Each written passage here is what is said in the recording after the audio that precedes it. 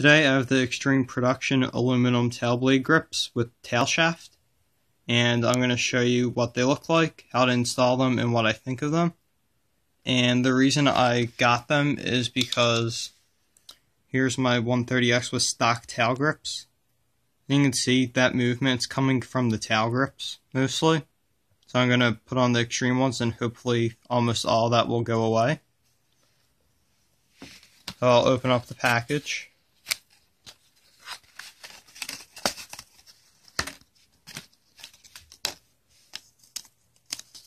And as always, you have your instructions. That just shows you how to install them. And what's cool about these tail grips are that they have double bearings inside of them instead of single bearings like the stock ones.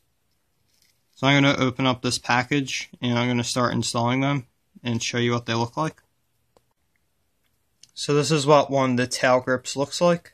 You can see they're very nicely machined. They seem to be of high quality just like most other Xtreme parts.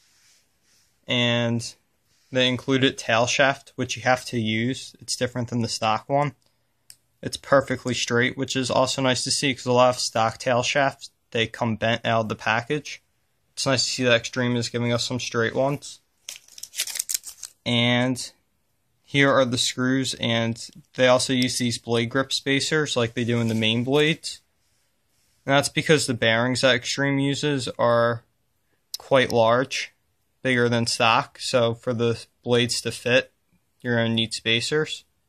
So now I'm going to install them, and I'll be right back.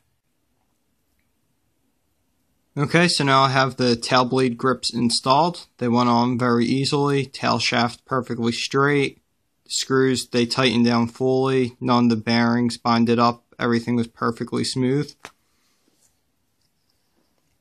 As you can see, here are the blade grip spacers.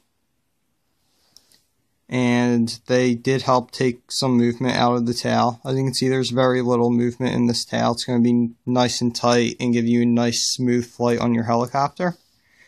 And one last thing to mention is that these blade grips are made of 70-75 aluminum.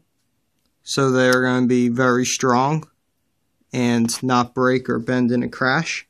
And overall, this makes a very nice upgrade for the Blade 130X helicopter.